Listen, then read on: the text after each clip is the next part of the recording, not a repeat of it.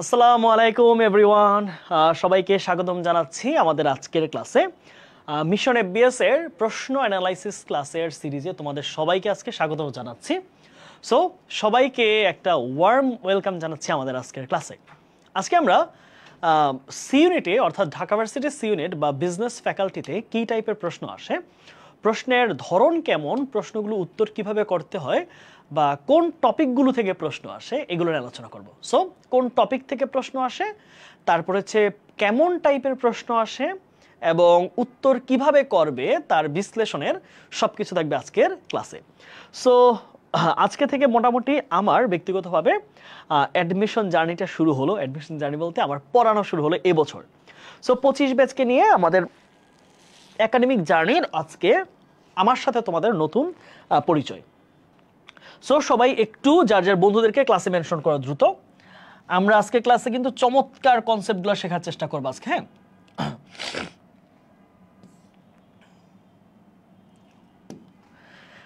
সবাই একটু যার যার জায়গা থেকে জানাও ভাইয়াকে, ভাইয়ের সাউন্ড ঠিক আছে কিনা, ভাইয়াকে দেখা যাচ্ছে কিনা, সবকিছু ঠিকঠাক আছে কিনা একটু জানাও দ্রুত। এবং তোমরা কেমন আছো, পড়াশোনা কেমন চলছে সেটাও জানাও। তোমাদের বইগুলো কিন্তু ইতোমধ্যে প্রেসে গিয়েছে, সো কয়েকদিনের মধ্যে বইগুলো চলে আসবে এবং তোমাদের মূল ক্লাস অর্থাৎ প্রাইভেট ব্যাচে ক্লাস শুরু হওয়ার আগেই তোমাদের বইগুলো তোমাদের হাতে পৌঁছে যাবে। সবকিছু ঠিকঠাক আছে? আমাকে শুনতে পাচ্ছ সবাই? সাউন্ডটা ঠিকঠাক আশা করছি। রাইট, সাউন্ড একদম প্রপার আছে। ওকে, তাহলে তোমরা একটু কমেন্টে জানাইও তোমাদের মতামত, সবকিছু তোমরা আজকে জানাইও ক্লাসের মধ্যে।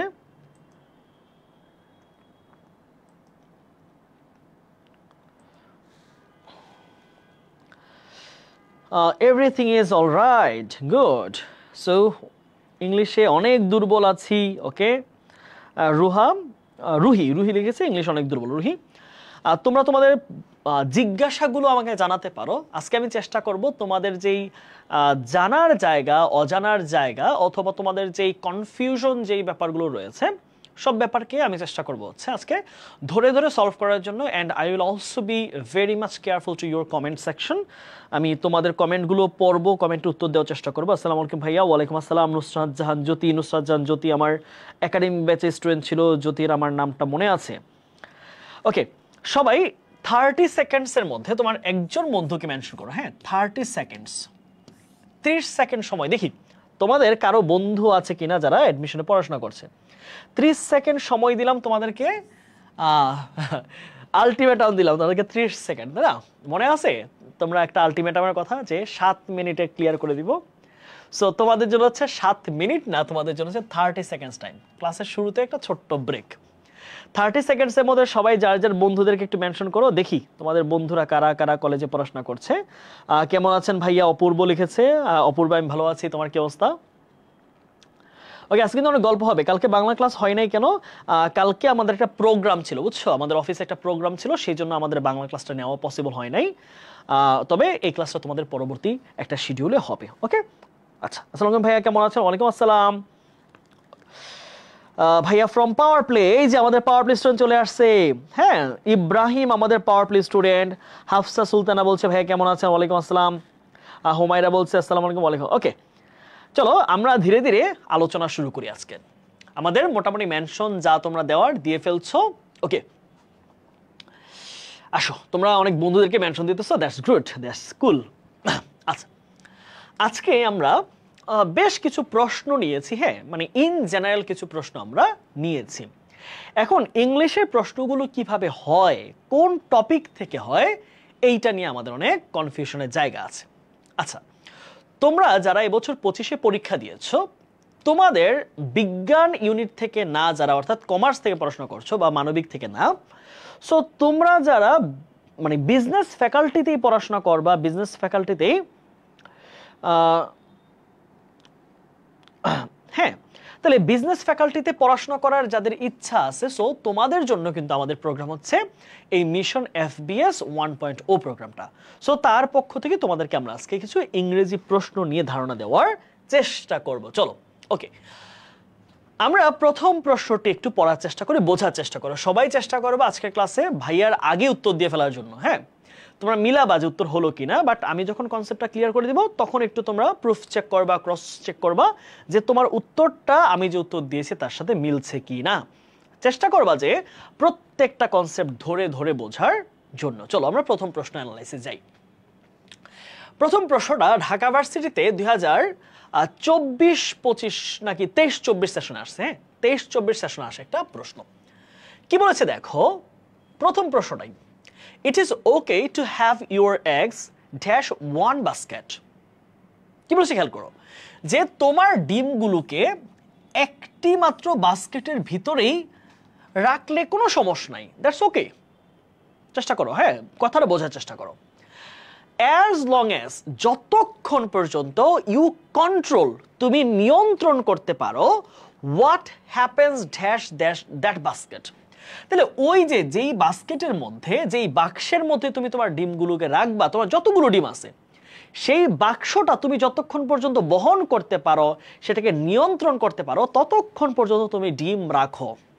আচ্ছা, এই কথাটা হচ্ছে একটা আক্ষরিক অর্থে একটা উত্তর, বা আক্ষরিক অর্থে এটা হচ্ছে একটা বাংলা করলাম, কিন্তু খেয়াল রাখবা যে এই আক্ষরিক অর্থে কিন্তু এক বাক্যটা বলা হয় নাই।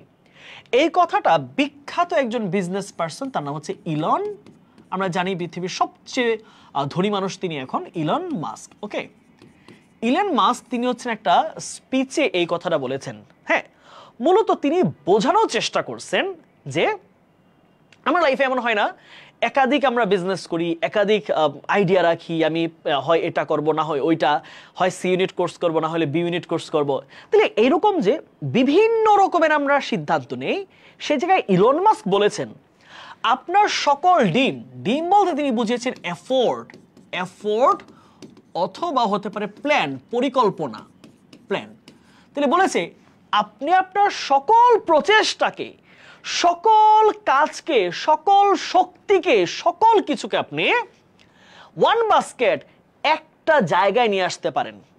আপনি চাইলে আপনার একটা প্রজেক্টে, একটা বিজনেসে, একটা আইডিয়ার মধ্যে, এখানে বাস্কেট মিন্স আইডিয়া, একটা মাত্র আইডিয়া, তাহলে আপনি একটা মাত্র আইডিয়ার মধ্যে, আইডিয়ার ভিতরে আপনি আপনার সকল প্রচেষ্টাকে ঢেলে দিতে পারেন।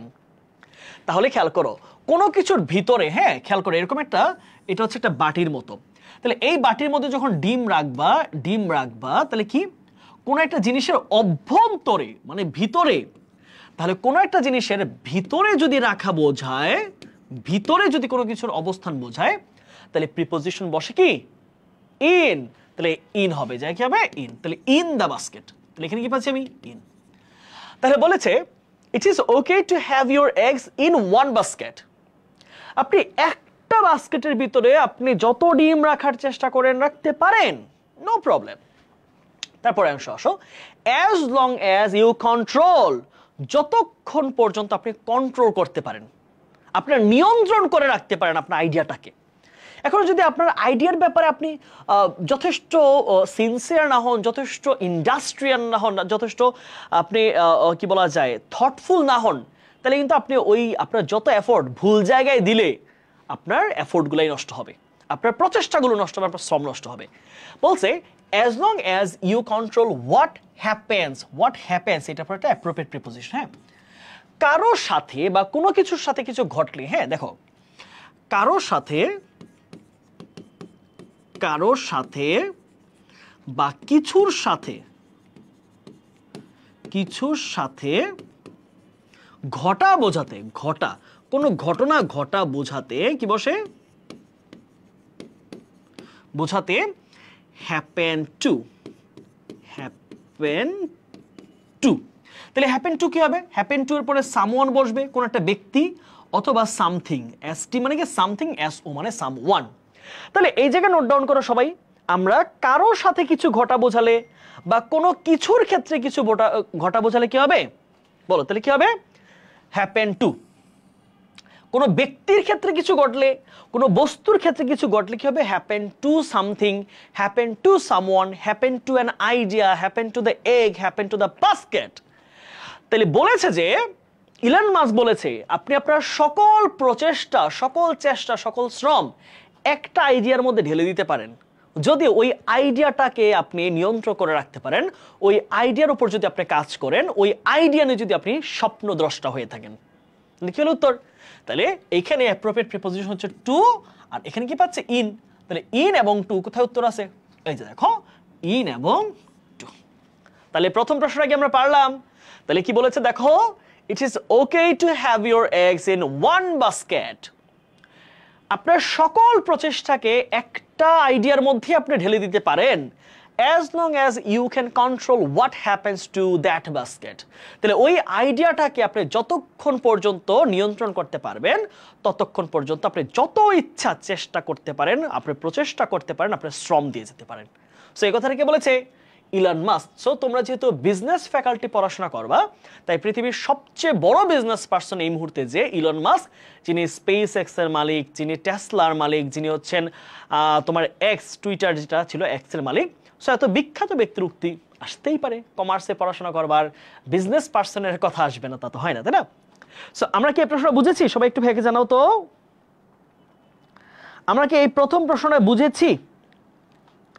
সবাই ভাইকে একটু তোমরা রেসপন্ড করিও।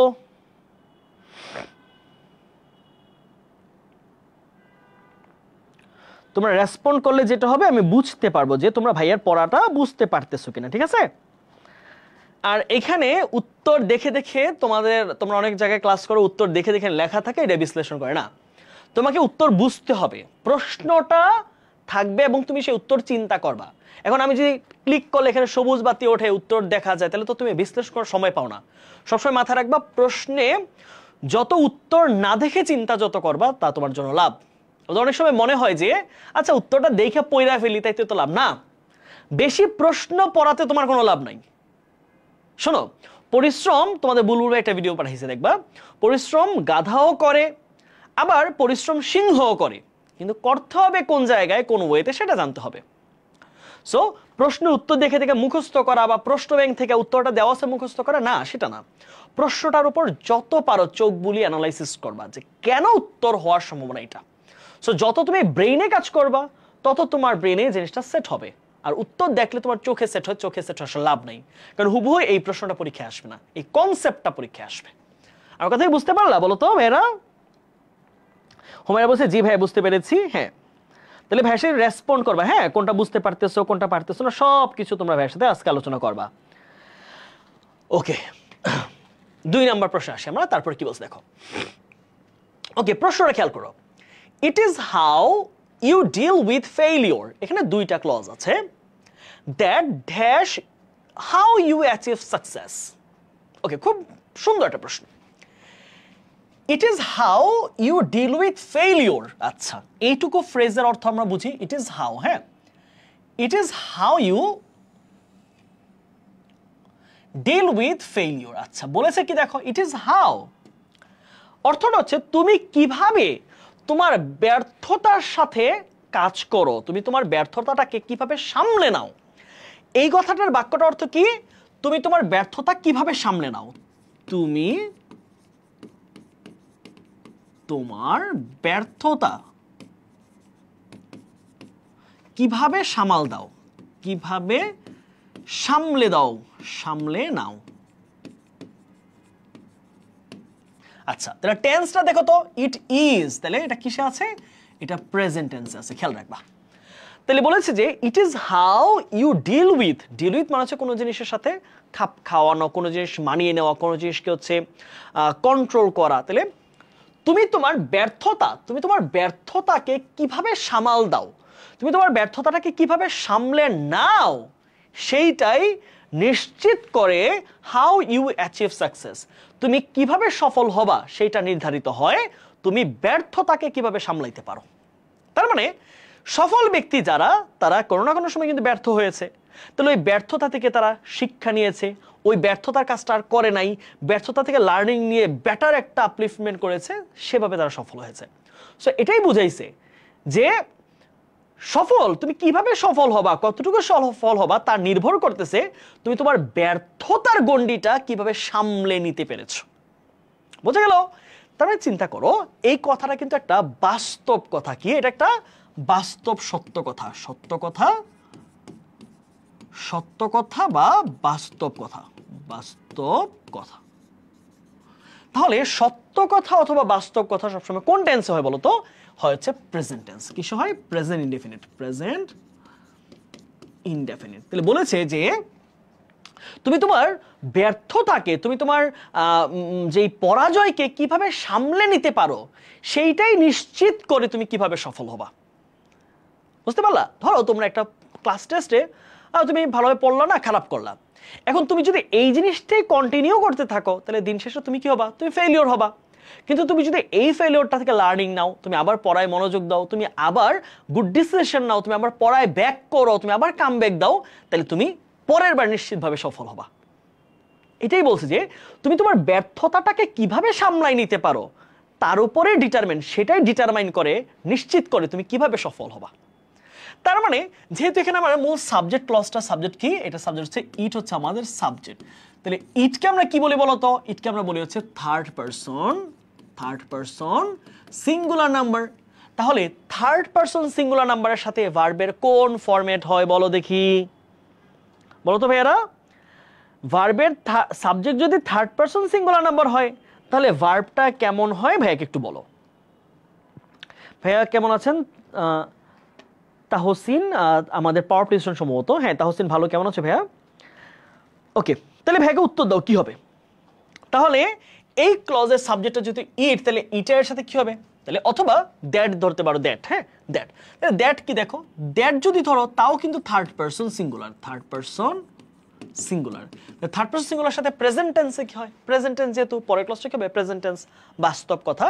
তাহলে বাস্তব কথার ক্ষেত্রে টেন্স হবে হচ্ছে প্রেজেন্ট ইনডেফিনিট। তাহলে ডিটারমাইন্স, হ্যাভ ডিটারমাইন মানে হচ্ছে এটা কারো না কারো ভাগ্য বা সফলতা নিশ্চিত করে ফেলছে। তার মানে একজনের সফলতা নিশ্চিত করলে এটা চূড়ান্ত সত্য কথা না, এটা বাস্তব কথা না। আবার ডিটারমাইন্ড, তাহলে তোমার প্রিন্সিপাল ক্লজ আছে প্রেজেন্টে, সাবঅর্ডিনেট ক্লজ পাস্টে হবে না। ডিটারমাইনিং, তাহলে ডিটারমাইনিং দিলে তো এটা একটা নন ফাইনাইট ভার্ব হয়ে যায়। তাহলে নন ফাইনাইট ভার্ব দিয়ে তোমার ক্লজ তৈরি করা যাবে না। তাহলে উত্তর কোনটা হবে? উত্তর হবে কি? ডিটারমাইন্স। তাহলে উত্তর কিন্তু হবে এস বা ইয়েস যুক্ত ডিটারমাইন্স উত্তর হবে। রাইট, এই যে হুমায়রা ফেরদৌস বলছে ভাইয়া ভার্বের সাথে এস বা ইয়েস হবে। শাহেদ নান বলছে, সেও বলছে এস বা ইয়েস হবে। গুড, এবং তোমাদের উত্তরগুলো সঠিক হয়েছে। চলো আমরা তার পরের প্রশ্নটা একটু যাই। হ্যাঁ ওকে, 3 নম্বর কোয়েশ্চেনে কি বলছে দেখো, এটা কন্ডিশনাল থেকে আসছে সম্ভবত প্রশ্ন। হ্যাঁ রাইট, কন্ডিশনাল থেকে আসা একটা প্রশ্ন। হ্যাঁ, কন্ডিশনাল সেন্টেন্স। ওকে, প্রশ্নে কি বলেছে দেখো তো, with hash enough time now. With hash enough time now. আচ্ছা, তাহলে আমার এই যে প্রিন্সিপাল ক্লজটা, এইটার উত্তর কি হবে সেটা নির্ভর করতেছে আমার সাবঅর্ডিনেট ক্লজের কোন ফরম্যাটে আছে তার উপর। তাহলে বলেছে যে you hadn't, if you hadn't prefer to take the longer route, তুমি যদি লম্বা পথটাকে যদি আসার জন্য পছন্দ না করতা বা বাছাই করে না নিতা, আমাদের অনেক সময় থাকতো এই মুহূর্তে। ধরো এইখানে হচ্ছে একটা বিয়ে বাড়ি। হ্যাঁ, এখানে একটা বিয়ে বাড়ি অনুষ্ঠানে তোমরা যাবা। এখন তোমাদের গন্তব্য এই জায়গায়। হ্যাঁ, এখন এই জায়গা থেকে তুমি যাত্রা শুরু করছো। এটা এইভাবে যাওয়া যায়, সোজা রাস্তা আছে একটা, কিন্তু তুমি চেয়েছো না এই রাস্তাটা হালকা ভাঙ্গা লাগে, আমি এই রাস্তা দিয়ে এদিক দিয়ে যাবো। হ্যাঁ, এদিক দিয়ে যাবো। তাহলে কি অবশ্যই এদিক দিয়ে তোমার হচ্ছে ধরো 40 কিলোমিটার, আর এটা পুরা ঘুরে গেল হচ্ছে 90 কিলোমিটার। তাহলে কি হবে? তুমি অবশ্যই কি এইটাই বলছে, দেখো যে এটাই বলেছে যে if you hadn't preferred to take the longer route, তুমি যদি বড় পথটাকে পছন্দ না করতা তাহলে আমাদের এখন অনেকটা সময় হাতে থাকতো। তুমি এসে দেখলা কি খাওয়া দাওয়া শেষ, বিয়ের অনুষ্ঠান শেষ, এতগুলা পড়ে আছে, তুমি কি এখন বললো তোমার যে বন্ধু তুই যদি এই ঘুরে না আসতি তাহলে এসে একটা খাবারটা পাইতাম, ভালো খাবারটা পাইতাম। সো ভালো খাবার খাওয়ার জন্য, ভালো খাবার পাওয়ার জন্য সময় মতো যাইতে হবে, লেট করা যাবে না। ওকে, তাহলে এবার চিন্তা করি আমরা এটা কোন কন্ডিশনের বাক্য বলতো? এটা কোন কন্ডিশনের বাক্য? এই কন্ডিশন কিসে আছে এটা নির্ভর করতেছে আমার এই যে সাবঅর্ডিনেট ক্লজের উপরে। ইফ ইউ হ্যাডন্ট, এইটুকু দেখো। আচ্ছা, আমাদের সাবঅর্ডিনেট ক্লজটা যদি পাস্ট পারফেক্ট টেন্সের হয়, কিসে? Past perfect. দেখো এই হ্যাড এবং V3 মিলে কি হয়? মিলে এটা হয় হচ্ছে একটা past perfect tense, past perfect. Okay, এখন পাস্ট পারফেক্ট টেন্স কোন ধরনের কন্ডিশনে হয় দেখো, আমরা একটু স্ট্রাকচারটাকে আলোচনা করি। আমরা জানি থার্ড কন্ডিশনের একটা সুন্দর নিয়ম কি? থার্ড কন্ডিশনের নিয়ম অনুযায়ী আমরা পাই হচ্ছে যদি ইফ যুক্ত ক্লজটা কি হয়? পাস্ট পারফেক্ট হয়, অর্থাৎ হ্যাড প্লাস V3 হয়, এরপরে তো এক্সটেনশন থাকতেই পারে, তাহলে আমাদের পরের ক্লজটা বা প্রিন্সিপাল ক্লজটা কি হবে? সাবজেক্ট, তারপরে would have অথবা could have অথবা might have, এই তিনটা যেই কোনো একটা, তারপরে যে মূল ভার্বটা থাকবে তার ভার্বের পাস্ট পার্টিসিপল ফর্ম। তাহলে সবাই একটু নোট রাখো, আমার এইটুকু বোঝার দরকার। সাবজেক্টের পরে কি হবে? would have, could have, might have এর পরে ভার্বের পাস্ট পার্টিসিপল ফর্ম। বুঝছো কিনা? তাহলে আরেকবার বলি, এই জিনিসটাকে আমরা একটু এক্সাম্পল দিয়ে বা নতুন একটা বাক্য লিখে শেখাই। হ্যাঁ, আমি বললাম যে তুমি যদি আমাকে দাওয়াত দিতা, দেয় নাই কিন্তু, অনুষ্ঠান চলে গেছে, তুমি যদি আমাকে দাওয়াত দিতা তাইলে আমি তোমার অনুষ্ঠানে যাইতাম। তাহলে কি হবে দেখো, আমি এই ক্লজটা লিখি, if you had invited me, if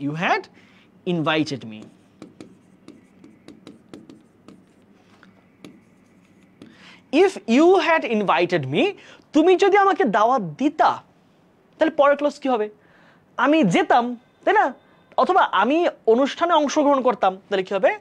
I would have, I যে কোনো একটা নিবা তুমি অর্থের সাথে মিল রেখে, আই উড হ্যাভ, হ্যাঁ পার্টিসিপেট অর্থ কি? অংশগ্রহণ করা, তাহলে কি হবে? Participated, V3, I would have participated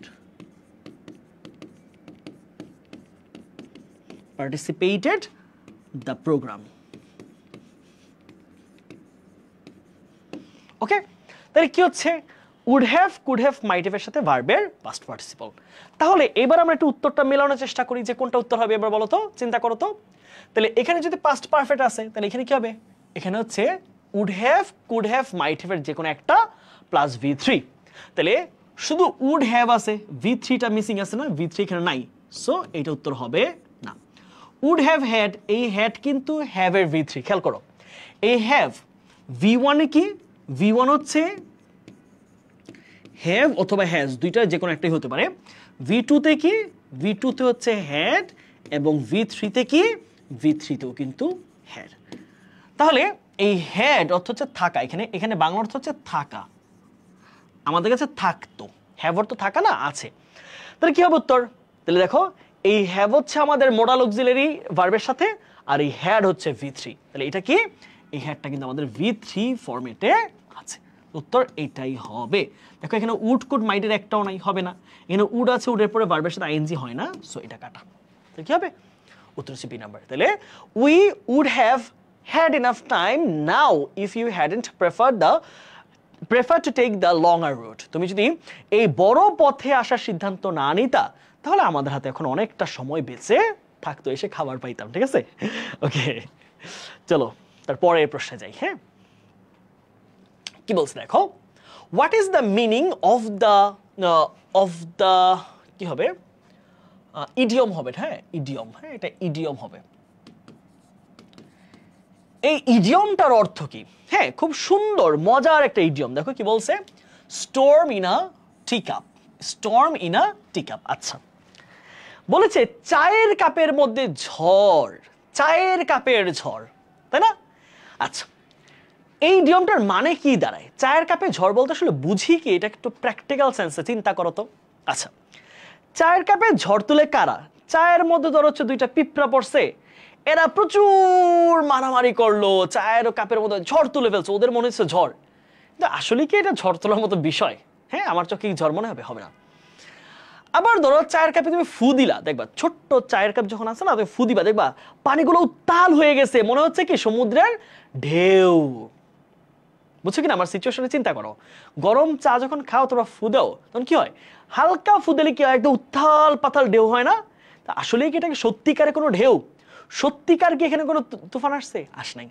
তার মানে দেখতে জিনিসটা অনেক বড় মনে হচ্ছে, এটার মধ্যে অনেক কাহিনী ঘটতেছে, কিন্তু জিনিসটা খুবই সামান্য, খুবই ছোট্ট, খুবই অগুরুত্বপূর্ণ। তাহলে অগুরুত্বপূর্ণ বিষয় নিয়ে বেশি মাথা ঘামানো, অগুরুত্বপূর্ণ বিষয় নিয়ে বেশি হইচই করা, এটাকে বলা হচ্ছে স্টর্ম ইন দ্য কি? Storm in a tea cup. Storm in a tea cup. আচ্ছা, তাহলে কি হবে দেখো, a burning issue about the country, রাষ্ট্রের বিষয়ে এক জরুরি বিষয়, রাষ্ট্রের মধ্যে এক জরুরি বিষয়, আন্দোলন না, বলেছি খুবই মাইনর ব্যাপার, খুবই ইনসিগনিফিক্যান্ট, খুবই অগুরুত্বপূর্ণ বিষয়ে মাথা গরম করা। গ্রেট এক্সাইটমেন্ট, অনেক বেশি উৎসাহ, উদ্দীপনা, হইচই অ্যাবাউট সামথিং ট্রিভিয়াল। ট্রিভিয়াল মানে কি? সামান্য, সামান্য, ছোট, অগুরুত্বপূর্ণ।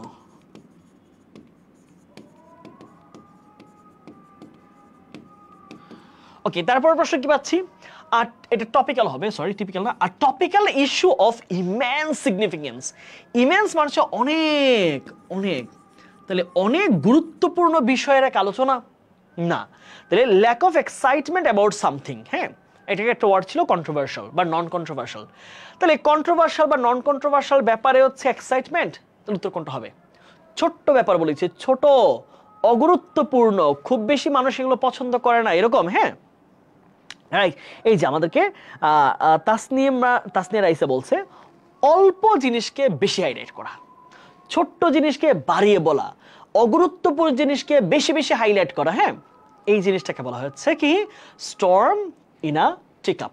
তাহলে একটা অগুরুত্বপূর্ণ জিনিস, যা কাজে লাগবে না, যা দরকার নাই, যা অপ্রয়োজনীয়, তা নিয়ে কথা বলার মানে হচ্ছে কি? হচ্ছে storm in a tea cup. তাহলে উত্তর কোনটা পাচ্ছি আমরা? Great excitement about something trivial, যে কোনো একটা অগুরুত্বপূর্ণ ব্যাপার নিয়ে খুব বেশি হইচই, রই রই, মাথা ব্যথা করা।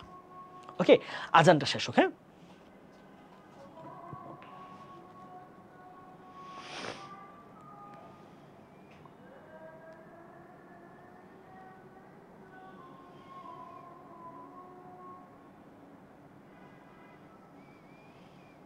ওকে, তাহলে আমাদের আজান শেষ, আমরা আবার পড়ায় ফিরি। হ্যাঁ, খেয়াল করো। ওকে, তাহলে এই প্রশ্নটা আমরা আশা করছি বুঝেছি। তাহলে মনে রাখবা, storm in a tea cup মানে কি? Storm in a tea cup অর্থ হচ্ছে চায়ের কাপের ঝড়। চায়ের কাপের ঝড় আসলে এটা আরে করতে ব্যবহৃত হয়। হ্যাঁ, দেখো, এইটা যখন আমরা দেখো, আমরা যখন গ্রামের মধ্যে চা খাইতে বসি না, হ্যাঁ, আমরা যখন গ্রামের দেখবা চায়ের দোকানগুলোতে সন্ধ্যাবেলা না অনেক জমজমার আড্ডা বসে। হ্যাঁ, তো এই চায়ের কাপের আড্ডা বলতে এইটাও বোঝায় অনেক সময়, চায়ের কাপের ঝড় বলতে এইটাও বোঝায় অনেক ক্ষেত্রে যে যখন ওই নানা চাচা কাকারা মিলে, গ্রামের মধ্যে মুরব্বীরা মিলে চা খায়, কি হয়? তারা অনেক দেখবা গরম হয়ে যায়, এইটা ওইটা করলো কেন? হ্যাঁ, তারপর হচ্ছে সরকার এটা কেন, রাষ্ট্র এটা কেন করলো, এত টাকা বাইরে গেছে, অমুক টাকা করে ফেলছে, অমুকের মাইয়া কি করছে, অমুকের ছেলে কি করছে। সো ওই চা খেতে খেতে তারা এত ব্যাপার নিয়ে আলোচনা করে যেগুলো আসলে আসলে তাদের লাইফে গুরুত্বপূর্ণ না। তাহলে এই যে অগুরুত্বপূর্ণ ব্যাপারে তারা এই যে বাজার গরম করে ফেলে, এটাকে বলা হচ্ছে storm in a tea cup. তাহলে ওই যে চাচা নানারা বসে বসে যে রাষ্ট্র চেঞ্জ করে ফেলমু, তারপর হচ্ছে আমেরিকারে ধ্বংস করে ফেলমু, রাশিয়া এমন করে কেন, আফগানিস্তান এমন করেন কেন, পাকিস্তান কই থেকে আসলো, এই যে কাহিনী তারা করে, তার মানে তাদের জন্য যেটা অগুরুত্বপূর্ণ সেটা নিয়ে একদম মাথা তুলে ফেলা, এটাকে বলা হচ্ছে কি? Storm in a tea cup. বোঝা গেল? এখন মনে থাকবে এই ফ্রেজটা, কিন্তু আবার যে কোনো ভার্সিতে এটা রিপিট হইতে পারে। এটা খুব সুন্দর একটা প্রশ্ন, তাহলে মনে থাকবে বলো তো? এভাবে পড়লে, এভাবে সিস্টেমেটিক হইতে পড়ার চেষ্টা করবা। ওকে, আসলে তারপরের প্রশ্নে যাই আমরা। Where is dash source of dash Nile?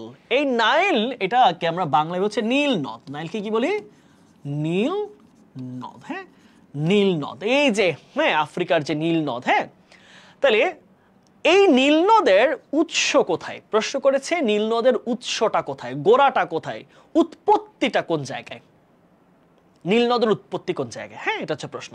তাহলে খেয়াল করো, আমরা জানি কি নদীর নামের পূর্বে, আমরা জানি কি বলতো, নদীর নামের পূর্বে, নদীর নামের পূর্বে নদী, সাগর, মহাসাগর, এর নামের পূর্বে কি বসে? এর নামের পূর্বে পূর্বে কি বসে বলতো? দা বসে। তাহলে সাগর, মহাসাগর অথবা নদী এগুলোর নামের পূর্বে কি বসে? দা বসে। তাহলে আমরা বুঝতে পারলাম যে এইখানে উত্তর কি হবে? এখানে উত্তর হবে দা, যেহেতু নীল নদ। দ্য পদ্মা, দ্য মেঘনা, দ্য যমুনা, দ্য ইয়াংসিকিয়াং, হ্যাঁ ইয়াংসিকিয়াং ইয়াৎজে বলা হয় ওই চীনের ভাষায়। তারপর হচ্ছে the Nile, the Thames, the আরো অনেক নদী আছে বিখ্যাত, তাই না? তাহলে এই যে নদী, নদীর নামের পূর্বে কি বসলো? আর্টিকেল দা বসলো। ফাইন। তাহলে এখন তাইলে কিন্তু আমরা ক্লিয়ার হয়ে গেলাম যে শেষেরটা দা হবে, তাহলে এইটা আর এইটা। তাহলে বাকি দুটো উত্তর হচ্ছে না, কারণ নদীর নামের আগে এ কখনোই বসে না। হ্যাঁ, নদীর নামের পূর্বে এ বসে না। তাহলে এখন সি আর এর মধ্যে আমাকে উত্তর বের করতে হবে। ঠিক আছে, আসো। Where is a source of the Nile? তাহলে নীল নদের একটা উৎস কোথায়? তাহলে এটাতে কি দাঁড়াচ্ছে? একটি উৎস। এটা যদি অ্যান্সার নিতে কি দাঁড়ায়? একটি উৎস। হ্যাঁ, খেয়াল করো। আর যদি বলি দা সোর্স, তাহলে হচ্ছে উৎসটি কোথায়, উৎসটি কোথায়? হ্যাঁ, বোঝার চেষ্টা করো।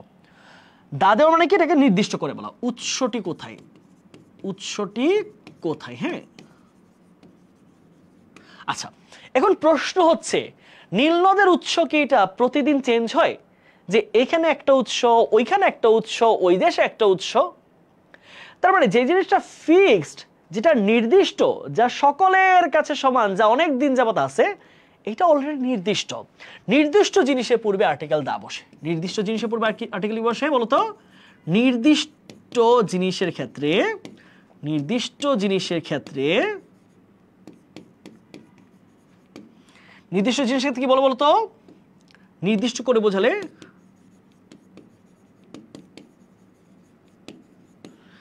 কি বসে? দা বসে। আমি ঠিক ক্লিয়ার? বলতো নির্দিষ্ট করে কিছু বোঝাইলে, নির্দিষ্ট। তাহলে নীল নদের কেন্দ্র একটাই, এটা নির্দিষ্ট, এটা সবাই জানে নীল নদের কেন্দ্র। তাহলে এটা তো এমন না যে আজকে এখানে, আজকে এখানে একটা উৎস কোথায়? তাহলে একটা উৎস না, এর অনেকগুলো উৎস আছে না, এটা একটা উৎস। তাহলে যে জিনিসটা নির্দিষ্ট, হ্যাঁ স্যার পিডিএফটা পাওয়া যাবে কি? হ্যাঁ, তোমরা এই ক্লাসটা হওয়ার পরে এখানে যতগুলো ভাইয়ার টপিক পড়াচ্ছি, যা যা লিখতেছি, যত কনসেপ্ট আছে সবকিছু এই অ্যানোটেট পিডিএফটা তোমরা ক্লাসের লিংকের মধ্যে পেয়ে যাবা। ঠিক আছে, ক্লাসটার মধ্যে ক্লিক করে দেখবা, নিচে তোমাদের ক্লাস পিডিএফ অ্যাড করা হবে। তাহলে উত্তর কি হবে বলো তো ভাইয়েরা? উত্তর হবে হচ্ছে দা হবে। কারণ কি? নীল নদে যে উৎসটা এটা ফিক্সড, এটা এমন না যে জায়গায় জায়গায় ভিন্ন ভিন্ন উৎস আছে। তাহলে একটাই উৎস, এটা ফিক্সড। তাহলে যেটা ফিক্সড, যেটা একটাই উৎস, তাহলে কি হবে? নির্দিষ্ট, কি হবে? দা হবে। ওকে, তারপরের প্রশ্নে আমরা আসি। That's the gentleman dash I spoke about the job. আচ্ছা, বলেছে তিনি হলেন সেই ভদ্রলোক যাকে আমি চাকরিটার ব্যাপারে কথা বলেছি, যাকে আমি চাকরির ব্যাপারে কথা বলেছি। ওকে, এখানে মোট দুইটা ক্লজ আছে। দেখো, একটা হচ্ছে দ্যাটস দ্য জেন্টলম্যান, এই হচ্ছে আমাদের একটা ক্লজ, আর পরবর্তী অংশটা হচ্ছে আমাদের একটা ক্লজ। ফাইন, ক্লজ কিভাবে বুঝলাম? দেখো, এখানে একটা সাবজেক্ট আছে দ্যাট, দ্যাট হচ্ছে আমাদের একটা সাবজেক্ট, যদি সেটা প্রোনাউন, হ্যাঁ প্রোনাউন। ওকে, আর এখানে দ্যাট ইজ, এই যে ইজটা, এখানে ইজ আছে একটা, ইজ, ইজ হচ্ছে আমাদের ফাইনাইট ভার্ব। ইজ কি? এখানে ফাইনাইট ভার্ব, ফাইনাইট ভার্ব। তাহলে খেয়াল করো, তাহলে এইখানে একটা ক্লজ, খেয়াল করবা ক্লজের মধ্যে সাবজেক্ট থাকবে এবং ফাইনাইট ভার্ব থাকবে। তাহলে এটা কি? একটা ক্লজ আমাদের। তার মানে ঠিক একইভাবে এখানে সাবজেক্ট থাকবে, ফাইনাইট ভার্ব থাকবে, আর এখানে জেন্টলম্যান এই শব্দটা হচ্ছে এখানে একটা কমপ্লিমেন্ট। কি? কমপ্লিমেন্ট। হ্যাঁ, অবজেক্ট বলা যাবে না, এটা একটা কমপ্লিমেন্ট। তাহলে দেখো, তাহলে এই জায়গায় কি লাগবে? আমার একটা সাবজেক্ট লাগবে, একটা কমপ্লিমেন্ট লাগবে, অথবা একটা আমার ফাইনাইট ভার্ব লাগবে। কমপ্লিমেন্ট না থাকলেও বাক্য হয়। আচ্ছা, এবার আসো, তাহলে আই কি? আই হচ্ছে এই বাক্যের সাবজেক্ট। ওকে, স্পোক কি? স্পোক হচ্ছে আমাদের finite verb. About the job, এটা কিন্তু প্রিপোজিশনাল ফ্রেজ। এটা কি? একটা প্রিপোজিশনাল ফ্রেজ। ওকে, তাহলে আমার অবজেক্ট লাগবে, বুঝছো কিনা আমার কথা? তাহলে আই স্পোক, আমি কাকে বলছিলাম? কথাটা কাউকে বলছি। I said to you, I spoke to you. কথা বুঝছো? কাউকে বলা। আচ্ছা, তাহলে কাউকে বলা অর্থে সেইডের সাথে কি বসে? টু বসে। স্পিকের সাথে কি বসে? টু বসে। কিন্তু টেলের সাথে কোনো টু বসে না, এটা মনে রাখবা। কাউকে কিছু বলা, কাউকে কিছু বলা অর্থে।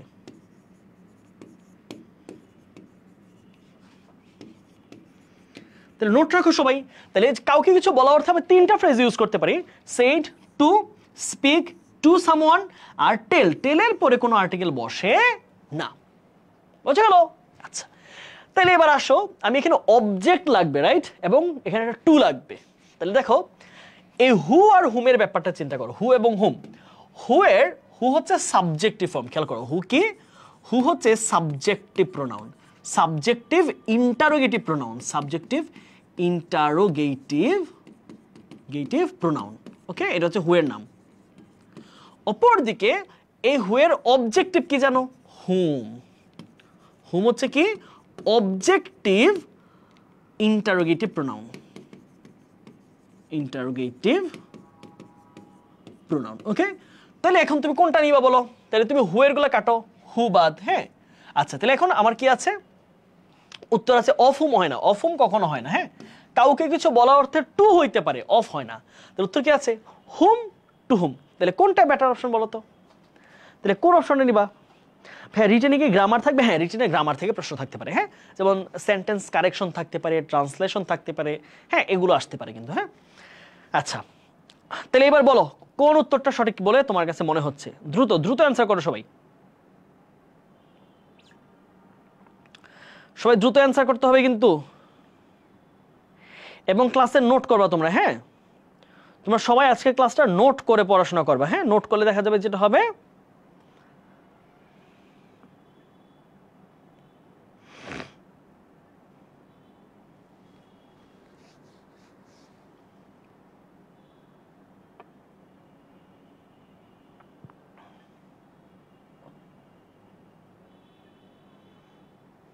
দেখি তোমাদের কমেন্টগুলো। হ্যাঁ, আমার মাঝে সাথে একটা ফোন আছে আমার সামনে, তোমাদের কমেন্ট পড়ার জন্য। এটুকু আশা করছি ক্লিয়ার, রাইট? হ্যাঁ, তাহলে উত্তর কি হবে? হোম না, উত্তর হবে কি? To home. To home. আপনাদের কোর্সে ভর্তি হবে কিভাবে? আমাদেরকে একটা প্রশ্ন করেছে, ভাইয়া তুমি অনেকভাবে ভর্তি হতে পারো। হ্যাঁ, তুমি হচ্ছে আমাদের এখানে একটা লিঙ্ক দেওয়া আছে, দেখবা কমেন্টে। ওই লিঙ্কে ক্লিক করে ভর্তি হইতে পারো। তুমি হচ্ছে www.bondipashla.education, ওইখানে গিয়ে ভর্তি হতে পারো, অথবা শুধু ক্রোম ব্রাউজারে গিয়ে সার্চ করতে পারো মিশন FBS 1.0, তাহলে কোর্সটা চলে আসবে। সো ওইখান থেকে তোমরা বাকি কাজ করতে পারবা। আচ্ছা ভাইয়া, বেসিকের জন্য কি কি পড়বো? বেসিক যদি বলতে হয়, যদি অ্যাডমিশনের, এটা কোন ক্লাস? এটা হচ্ছে আমাদের ফ্রি ক্লাস। ওকে, তাহলে উত্তর এখানে হুমের চেয়ে বেটার অপশন হচ্ছে আমাদের হু টু হুম হবে, রাইট? এখানে টু হুম হবে, কারণ দেখো টুটা কিন্তু মিসিং আছে। আমি কি বলেছিলাম? Speak to, said to. তাহলে কি বলেছে এখানে? যেটা স্পোক, তাহলে স্পোকের সাথে একটা টু যুক্ত হবে, তাহলে তো কি হবে? টু হুম হবে। ঠিক আছে, টু হুম। যদি টু হুম না থাকতো তাহলে শুধু হুমই উত্তর হইতো। বুঝছো কিনা? টু হুম যেহেতু আছে, যেহেতু স্পিকের সাথে টু বসে, তাহলে টু হুম যদি না থাকতো তাহলে উত্তর হুম হইতো। কিন্তু মাথায় রাখবা, অ্যাডমিশনের পরীক্ষাটা তোমার ব্যাপারটা এরকম যে চুজ দ্য বেটার অপশন। দুইটা অপশনই সঠিক, কিন্তু কোনটা বেশি সঠিক, কোনটা বেশি ভালো, ওইটা বেছে নিতে হবে তোমাকে। ঠিক আছে? আচ্ছা, একটু বেসিক নিয়ে কথা বলতাম। তোমরা বলেছো যে ভাই বেসিকটা ক্লিয়ার করার জন্য অ্যাডমিশন আমার কি করা দরকার? দেখো, বেসিক তো আমরা ক্লাসে পড়াবোই, বেসিক ধরে ধরে পড়াবো। তারপর যদি আমি বেসিক ইংলিশের কথা বলি, বেসিক ইংলিশ, এখন বেসিক ইংলিশ তোমার আসলে কি কি লাগবে, কোন কোন টপিক জানলে আমরা ধরে নিব যে তোমার বেসিকটা খুব স্ট্রং আছে, এবং তুমি আসলে অ্যাডমিশন জার্নিটাতে প্রচেষ্টা করলে তুমি কঠিন টপিকও ইজিলি বুঝতে পারবা। এটার জন্য কয়েকটা টপিকের আমি নাম বলি। দেখো, খুবই সিগনিফিকেন্ট একটা হচ্ছে টেন্স, লাগবেই লাগবে। টেন্স না জানলে তুমি অ্যাডমিশনে কিচ্ছু করতে পারবে না, তোমাকে টেন্স জানা লাগবেই। দুই নাম্বার আসো, তোমাকে অবশ্যই গুরুত্ব দিতে হবে, সেটা হচ্ছে right form of verb. Right form of verb, হ্যাঁ, রাইট ফর্ম অফ ভার্ব। দুইটা টপিক গেল। 3 নাম্বার আমি আর দুইটা টপিক বলবো। 3 হচ্ছে নাম্বার, সিঙ্গুলার আর হচ্ছে প্লুরাল। আর 4 বলবো হচ্ছে নাম্বার প্লাস পার্সন, একই সাথে লিখো, নাম্বার পার্সন, কোন পার্সনে কোন ভার্ব হয়। আর সর্বশেষ যেই টপিকটা বলবো, 4টা টপিকের নামই বলবো আমরা, সেটা হচ্ছে parts of speech. Parts of speech. এই 4টা সব টপিক যদি তুমি না জানো, তাহলে অবশ্যই অবশ্যই তোমার জন্য অশনি সংকেত অপেক্ষা করছে অ্যাডমিশন জার্নিতে। এই 4টা টপিকের তোমার অগাধ জ্ঞান তৈরি করতে হবে তোমাকে। এই 4টা টপিকের, হ্যাঁ, এই 4টা টপিকে তোমার ভালো করতে হবে, এবং এই 4টা টপিকে তোমার দৃঢ় যেই মনোবল, তোমার কনফিডেন্স, সেটা বাড়াতে হবে। এই 4টা টপিক তোমার অ্যাডমিশন বেসিককে খুব সুন্দরভাবে গড়ে তুলবে। ওকে, আর এরপরে আমরা যেহেতু ক্লাস করাবো, আমরা ক্লাসের মধ্যে যেটুকু বেসিক তোমার জন্য আসলে অ্যাডমিশনের দরকার, and we will surely provide that. কিন্তু তারপরেও নিজেকে কাজ করতে হবে, নিজেকে পড়াশোনার মধ্যে রাখতে হবে। ভাইয়া বিগ ফ্যান আপনার, এত ভালো আগে আপনার ক্লাস। Bulbul, thank you very much. যদিও বুলবুল ভাই আমাদের অ্যাকাউন্টিং এর teacher, and he is awesome. Okay, তাহলে উত্তর কোনটা হচ্ছে? টু হোম আমাদের উত্তর সঠিক হচ্ছে। ওকে, আমরা তার পরের অংশে চলে যাই। চলো, তার পরের প্রশ্ন।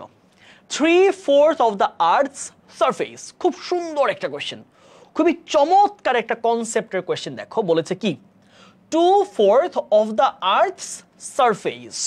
ওকে, এই যে ভগ্নাংশ বা তোমার এই যে ভগ্নাংশগুলো থাকে, হ্যাঁ, 3/4, হ্যাঁ, তারপর হচ্ছে 2, হ্যাঁ, 2/3, তারপর হচ্ছে 1/5। তো এরকম ভগ্নাংশ থাকলে তুমি কিভাবে অ্যান্সার করবা? তুমি কি এখানে সিঙ্গুলার নিবা নাকি প্লুরাল নিবা, কিভাবে করবা বলো? দেখো, খুব মজা একটা কোয়েশ্চেন, মজা একটা টপিক তোমাকে শিখাই দিই। হ্যাঁ, খেয়াল করো, যে কোনো ধরনের ভগ্নাংশ, হ্যাঁ, যে কোনো ধরনের ভগ্নাংশ,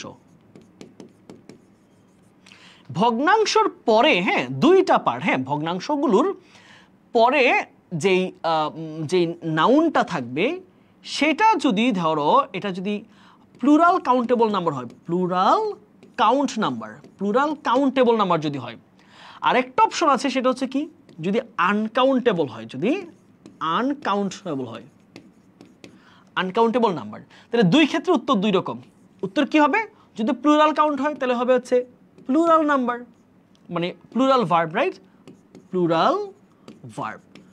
আর যদি আনকাউন্টেবল হয়, এখন যে জিনিসটা তুমি গণতেই পারো না, গণতেই পারো না, তার মানে তার ভার্বটাও কিন্তু আর প্লুরাল হওয়ার সুযোগ নাই। তাহলে তার ভার্বটা কি হবে? তার ভার্বটা হবে সিঙ্গুলার ভার্ব, সিঙ্গুলার ভার্ব। আমি কথা বুঝাইতে পারলাম বলো তো? এই কনসেপ্টটা মনে রাখো, হ্যাঁ, এই কনসেপ্টটা সবাই মনোযোগ দিয়ে বুঝো। কি বললাম? আমাদের যে ভগ্নাংশগুলো নিয়ে প্রশ্ন হয়, ভগ্নাংশ, তাহলে এই জিনিসটাকে ভাইয়া আর একটু ক্লিয়ার করে দেখো। তাহলে ভগ্নাংশের পরে যদি প্লুরাল কাউন্টেবল নাউন থাকে, তাহলে ভার্ব প্লুরাল। যদি সিঙ্গুলার অথবা আনকাউন্টেবল নাউন হয়, যেটা গণা যায় না, তাহলে ভার্বটা সিঙ্গুলার। তাহলে এই কনসেপ্টের সাথে আমরা একটু পড়ার চেষ্টা করে দেখো। যেমন 2/3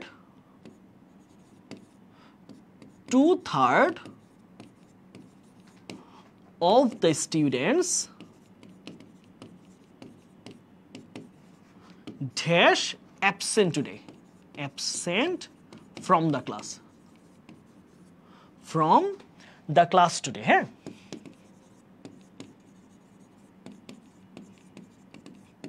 এটা একটা প্রশ্ন, এটার অপশনটা হচ্ছে বি ভার্ব, হ্যাঁ, অপশনটা হচ্ছে বি ভার্ব। কি দিবা তোমরা একটু উত্তর করার চেষ্টা করো। এটা হচ্ছে প্রশ্ন নাম্বার 1। প্রশ্ন নাম্বার 2 তে দেখো যে 2/4 মানে হচ্ছে হাফ, হ্যাঁ, 2/5 of the water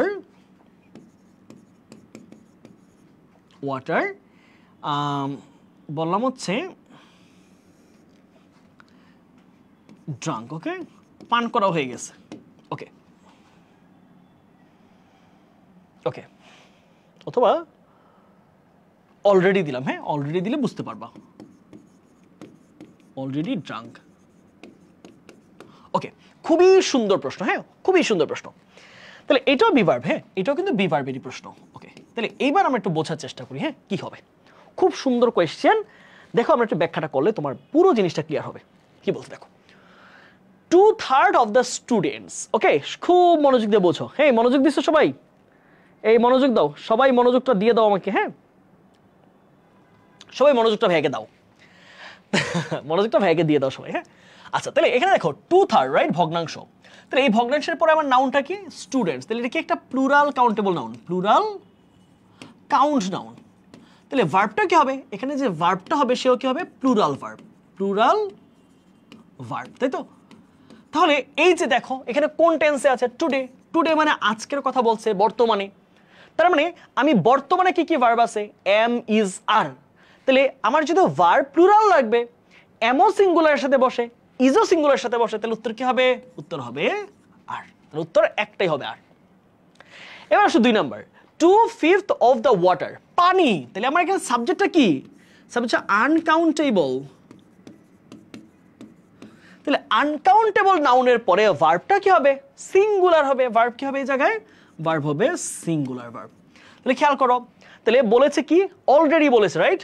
already drank. এই সেন্টেন্সটা থেকে বোঝা যায় এটা হচ্ছে প্রেজেন্ট পারফেক্টের প্যাসিভ ভয়েস আছে। হ্যাঁ, প্যাসিভে আছে, যেহেতু V3 আছে। তাহলে কি হবে? Has been. তাহলে কি হবে? Has been. যদি হ্যাজ অলরেডি বিন হবে তখন উত্তরটা হবে এইভাবে, হ্যাজ অলরেডি বিন। অলরেডিটা মাঝে বসে। হ্যাঁ, has already been drunk, has already been drunk. তাহলে 2 নম্বর উত্তরটা কিন্তু অনেকেই চিন্তা করতে পারো না।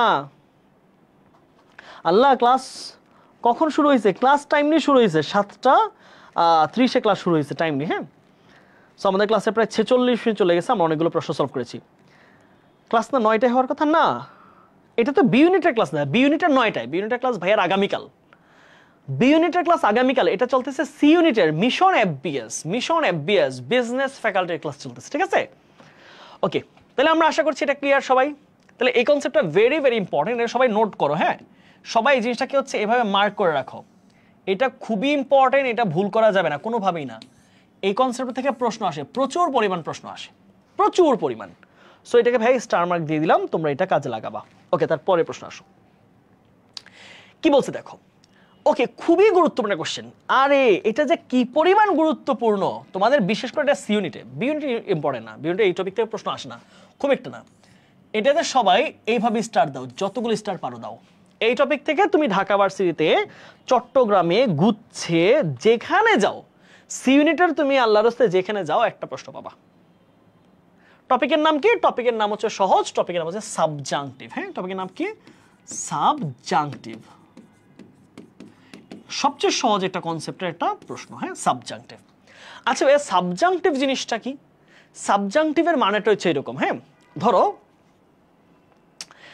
আমার গ্রামে যে আমি থাকতাম, ওই গ্রামে আমার এক নানা ছিল, বুঝছো? নানা আর নানি যখন ঝগড়া লাগতো, বুঝছো? এটা তোমাদের একটা উদাহরণ দিয়ে বুঝাই জিনিসটা। তো কিছু মনে করো না, হ্যাঁ, তোমাদের সময় নষ্ট করতেছি কিনা জানি না, জাস্ট 2 মিনিট সময় নাও, এটা তোমাদের বুঝাইতে তোমাদের জন্য সুবিধা হবে। হ্যাঁ, বুঝতে সুবিধা হবে। তো ওই নানা নানি যখন ঝগড়া লাগতো, তো নানির আবার নানার প্রতি অগাধ ভালোবাসা, অগাধ শ্রদ্ধা। এখন শ্রদ্ধা ভালোবাসা যাই হোক, তাও তো ঝগড়া হয়ে যায় না? তো এখন নানা আবার নানির প্রতি ভালোবাসা আছে, যতই ঝগড়াঝাটি করুক, যতই বকাটকা করুক, কিন্তু দিন শেষে নানির হাতেই ভাত খাবে বা নানির রান্না করা খাবারই খাবে, ওইরকম খুব ভালোবাসা ছিল। হ্যাঁ, যদি ওই নানা মারা গেছে, সত্য ঘটনা বলতেছি, মিথ্যা না। নানা মারা গেছে 3-4-5 বছর হয়ে যায়, নানি আছে, নানি এখন বেঁচে আছে। তো ওই নানিকে দেখতাম মাঝে মাঝে এরকম করতো যে নানা যখন ধরো ঝগড়া লাগছে, নানা বুঝছো, নানা মুড অফ, তো এরকম আর কি। তো নানি এভাবে ডাক দিত যে, এই ভাত রান্না হয়েছে, ভাত খাক।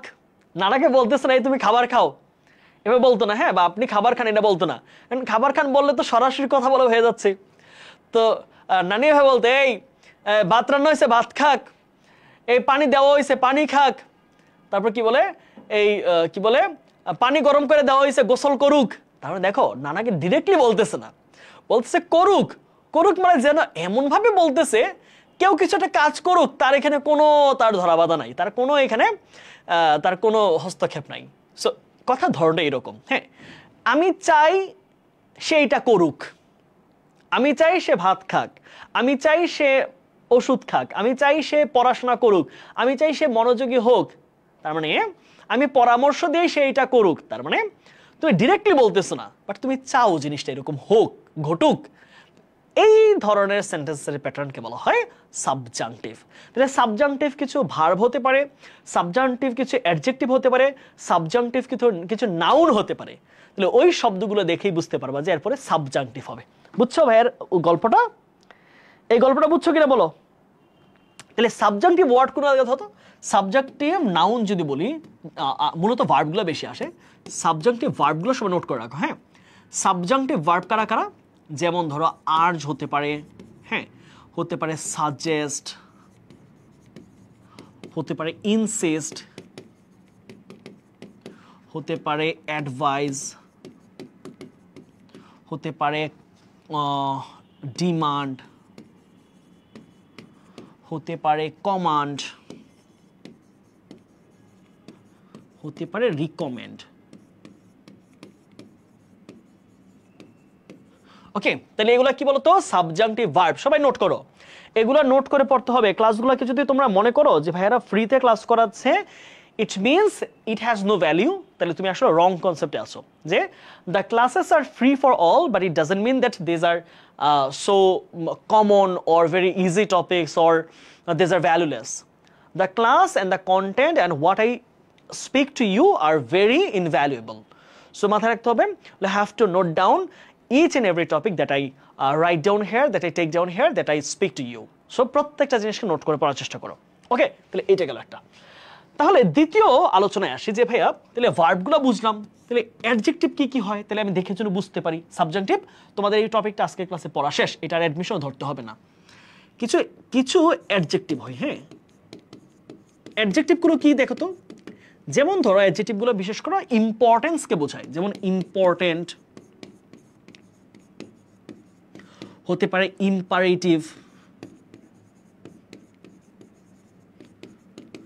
হতে পারে ধরো কি হতে পারে নেসেসারি, হতে পারে আর্জেন্ট, হতে পারে ম্যান্ডেটরি, হতে পারে অব্লিগেটরি। ওকে, এইগুলো হচ্ছে আমাদের মূলত। আর নাউনগুলো সাধারণত এই ফর্মগুলো নাউন আর কি। সাজেস্ট থেকে সাজেশন, তারপরে রিকমেন্ড থেকে রিকমেন্ডেশন, কমান্ড অ্যাডভাইস থেকে অ্যাডভাইস, এই শব্দগুলো মূলত এই দুইটা জিনিস তোমার জানা রাখতে হবে। আচ্ছা, প্রশ্ন হচ্ছে ভাইয়া তাহলে আপনি সাবজাংটিভ পড়াইলেন, সাবজাংটিভ পরে ভার্বের প্যাটার্নটা কেমন হয় সেটা একটু বলেন। দেখো, সাবজাংটিভের পরে প্যাটার্নটা মনে রাখো। সাবজাংটিভ, হ্যাঁ, সাবজাংটিভের পরে কি বসে? দ্যাট বসবে। এটা হ্যাঁ, নতুন একটা ক্লজ, দ্যাট প্লাস সাবজেক্ট বসবে, তারপরে ভার্বের বেস ফর্ম। এটাকে সবাই নোট ডাউন করো। তোমার লাইফে সাবজেক্টিভ পড়া শেষ আজকের ক্লাসে। ফ্রি ক্লাসে এমনভাবে পড়াবো যে তোমার সাবজেক্ট পড়তে হবে না। তাহলে খেয়াল করে কি বলছি? সাবজাংটিভের পরে দ্যাট, তারপরে সাবজেক্ট বসবে, তারপরে ভার্বের কি বসবে? ভার্বের বেস ফর্ম। আচ্ছা, তোমরা বেস ফর্ম মানে বোঝো? বেস ফর্ম মানে খেয়াল করো, তোমাকে বেস ফর্ম জিনিসটা একটা ধারণা দিই। যেমন ধরো ডু, এটা হচ্ছে বেস ফর্ম, ভার্বের বেস। এই ডুকে যখন আমি ডাস করে ফেলতেছি, এটা হয়ে যাচ্ছে ভার্বের V1। হ্যাঁ, ভার্বের V1 হয়ে যাচ্ছে এটা। যখন আমি ডিড করতেছি, এটা হচ্ছে V2। যখন আমি এটাকে ডান করে ফেললাম, এটা হচ্ছে V3, ভার্বের পাস্ট পার্টিসিপল। তার মানে ভার্বের বেস ফর্ম মানে এর সাথে এস, ইএস কিচ্ছু লাগানো যাবে না। তার মানে সাবজেক্ট যতই থার্ড পারসন সিঙ্গুলার হোক, সাবজেক্ট যাই হোক, ভার্বের সাথে এস, ইএস দেওয়া যাবে না। যেমন ধরো আমি একটা উদাহরণ দিয়ে বোঝাই যে দ্য ডক্টর সাজেস্টেড, পাস্ট টেন্সে কিন্তু আছে, সো ওইখানে কোনো কিছু ম্যাটার করে না।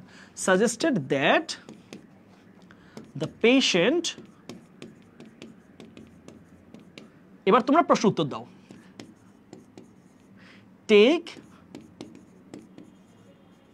টেক্স, টুক, এই তিনটার কোনটা উত্তর হবে বলো? এই প্রশ্নটার উত্তর যদি করতে পারো তাহলে তোমাদের সাবজেক্টিভ পড়া আজকের মতো শেষ। লাইফে কখনোই তোমার আর এই সাবজেক্টিভ নিয়ে কোনো রকম প্যারা খাওয়া লাগবে না। বলো,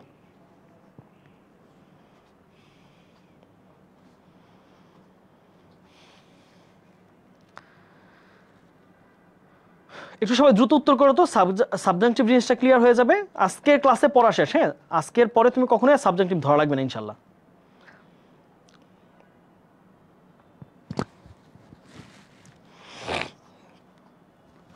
উত্তর কি হবে? উত্তর উত্তর উত্তর উত্তর জানতে চাচ্ছি সবার। ঠিক, এই তো গুড। উত্তর দিয়েছে ঋষিতা নাথ, একজন উত্তর দিয়েছে টেক বলেছে। বাকিরা বাকিরা কি পারো না নাকি বুঝো নাই?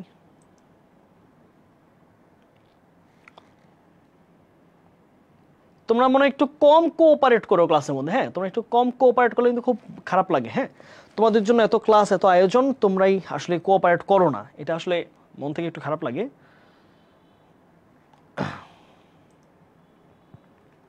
টেক, উত্তর কি হবে? উত্তর টেক হবে, ভার্বের বেস ফর্ম যেহেতু, উত্তর কোনটা হবে? টেক। সো এটা কাটা, এইটাও কাটা। ওকে, তাহলে এই প্রশ্ন উত্তর কি হবে? দেখো এই প্রশ্ন উত্তর, তাহলে দ্য পেশেন্ট, পেশেন্টের পরে ভার্বের বেস ফর্ম, তাহলে দেখো শুড না, কোনো মোডাল ভার্ব আসবে না এখানে। লস, লস কিন্তু নাউন, আমার নাউন হবে না, আমার কি লাগবে? ভার্ব লাগবে। এইটা হচ্ছে ভার্বের বেস ফর্ম।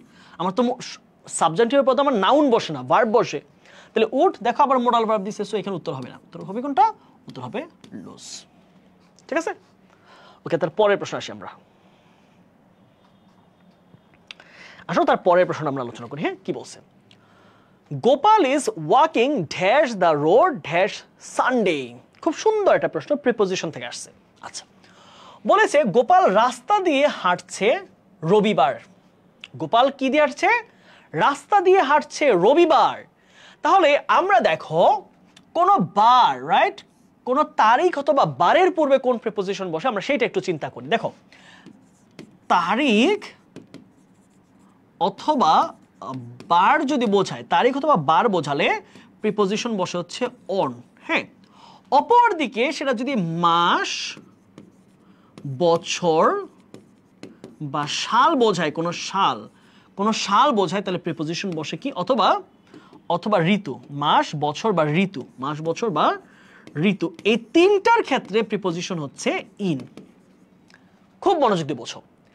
বলেছি যে বার, হ্যাঁ, স্যাটারডে, সানডে, মানডে, অথবা যে কোনো তারিখ, 21 ফেব্রুয়ারি, 16 ডিসেম্বর, 26 মার্চ, যে কোনো তারিখের পূর্বে প্রিপোজিশন কি বসবে? অন। তার মানে এই জায়গায় উত্তর কি পাচ্ছি আমরা? অন। ফাইন, তাহলে উত্তর অন কোথায় কোথায় আছে? শেষেরটা, তাহলে এখানে নাই, এটা বাদ, এখানে নাই, এটা বাদ, তাহলে আমার এইটা অপশন, এইটা অপশন। এইবার আসো আমরা দ্বিতীয় উত্তরটা করি। তাহলে এখানে আমার অপশন হাতে আছে অন আছে, আমার অপশন অ্যাক্রস আছে। আচ্ছা, এবার চিন্তা করো, প্রশ্ন হচ্ছে অ্যাক্রস কোন জায়গায় বসে, এইটা বোঝার চেষ্টা করো। অ্যাক্রস কোন ক্ষেত্রে বসে? যেমন ধরো এইটা হচ্ছে একটা ফিল্ড, হ্যাঁ, এটা হচ্ছে একটা মাঠ, হ্যাঁ, এটা হচ্ছে খেলার মাঠ। তাহলে এই খেলার মাঠের মাঝখান দিয়ে হচ্ছে, এই পাশ হচ্ছে গ্রাম, চিন্তা করো, এই পাশে হচ্ছে গ্রাম, পল্লী, এই পাশে মানুষটা গ্রামের মাঝখান দিয়ে এদিকে হচ্ছে বাজারে যায়, এদিকে যায়, এখানে ধরো বাজার বসে। হ্যাঁ, তাহলে এটা হচ্ছে কি? বাজার, বাজার। আর এইটা কি? আমাদের গ্রাম। তাহলে কোন জিনিসের মাঝে দিয়ে, কোন জিনিসের মাঝে দিয়ে, কোন একটা জিনিসের মাঝে দিয়ে হাঁটা বোঝাতে অ্যাক্রস। কোন একটা কিছুর মাঝখান দিয়ে যাবো কি বসে? অ্যাক্রস বসে। তাহলে কি হবে? The man is walking across the field. লোকটা মাঠের মাঝখান দিয়ে হেঁটে যাচ্ছে। তাহলে কোন জিনিসের ভিতর দিয়ে, মাঝখান দিয়ে যদি যাওয়া বোঝায়, ক্রস করে যাওয়া বোঝায়, তাহলে হবে অ্যাক্রস। বুঝে গেল? Across the field, across the playground, across the room, রোমের ভিতর দিয়ে, প্লেগ্রাউন্ডের ভিতর দিয়ে, মাঠের ভিতর দিয়ে। আচ্ছা, তাহলে রাস্তার কি ভিতর দিয়ে যাওয়া যায়, হাঁটা যায়? না, রাস্তার পাশ দিয়ে, রাস্তার উপর দিয়ে হাঁটা বোঝায়, রাইট? আমরা রাস্তার উপর দিয়ে হাঁটি, তাহলে তাহলে এইটা কি হবে? অ্যাক্রস।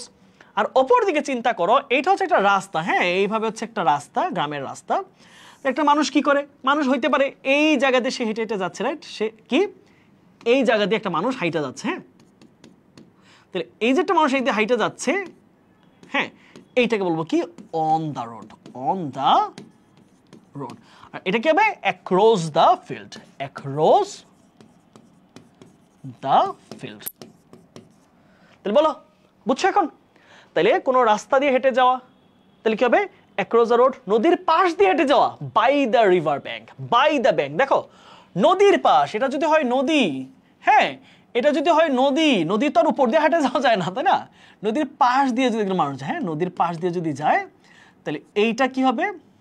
এইটা হবে হচ্ছে এক মানে by the river, by the river, নদীর পাশ দিয়ে বা বাই দ্য ব্যাংক, নদীর কিনারা দিয়ে। তাহলে আমরা বুঝতে পেরেছি, আমার উত্তর ক্লিয়ার? তাহলে এই তিনটা কনসেপ্ট মনে রাখবা, তাহলে তোমার প্রিপোজিশন আশা করি ঝামেলা হবে না। উত্তর কি হবে? উত্তর হচ্ছে অন এবং অং, একরস হবে না। আসো তার পরের কোশ্চেন আসি আমরা। কি বলেছে দেখো, which of the following words has been wrongly spelled? ভুল বানান কোনটা? দেখি তোমরা পারো কিনা। এখানে ভুল বানান কোনটা আছে বলো দেখি, কোন বানানটা এখানে ভুল করা হয়েছে, সঠিকভাবে বানানটা করা হয় নাই? এই প্রশ্নের উত্তর দাও সবাই দ্রুত। এইসব একটু বলো তো 1 মিনিটের মধ্যে। ক্লাস কেমন লাগছে তোমাদের? ক্লাস আজকের কেমন লাগছে? তোমরা খুব কম স্টুডেন্ট ক্লাস করো, কোনো সমস্যা নাই, আস্তে আস্তে বাড়বে। বাট তোমরা কতজন ক্লাস করে মুগ্ধ বা ক্লাস করে ভালো লাগছে সেটা ভাইকে জানাও। হ্যাঁ ভাইকে একটু জানাও।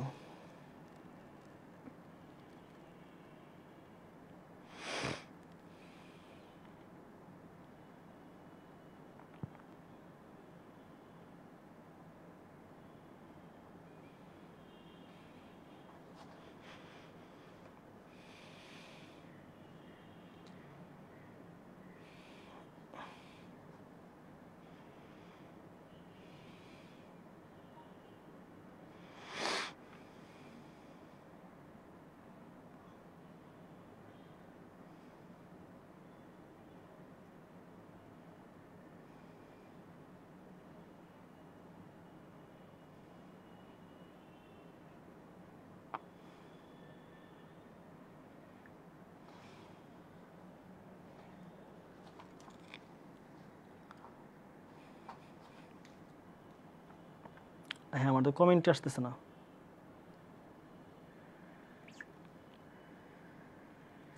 তাহলে আমরা আশা করি বুঝতে পেরেছি, রাইট? ওকে,